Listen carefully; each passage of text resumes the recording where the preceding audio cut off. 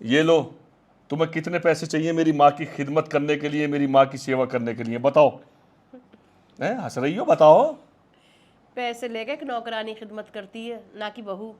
ओ, dialogue तो फिल्मों वाला मार रही हो। फिल्मों की बात नहीं है। अगर सास ससुर ना बेटी बना कर रखे ना, तो सारी जिंदगी इनकी खिदमत करूंगी। वो तो है ही। तो सुना, ये होता है ना अक्सर कि बहुओं को लोग नौकरानी समझते हैं, पैसा दे देते हैं कि माँ बाप की हमारी खिदमत करें। लेकिन हकीकत में बात यह है, अगर सास ससुर बेटी बना कर रखें, समझ गए, मतलब बहू को, तो माँ भी हंस रही है, देखो हंस। क्यों हंस रही हो बताओ? मैं आज हंसी है बहुत जोर से। तू पैसा पैसा करती है, तू पैसे पे क्यों मरती है? तो मर रहे सब मरे, तो मर रहे पैसे पे, तुम भी मरो।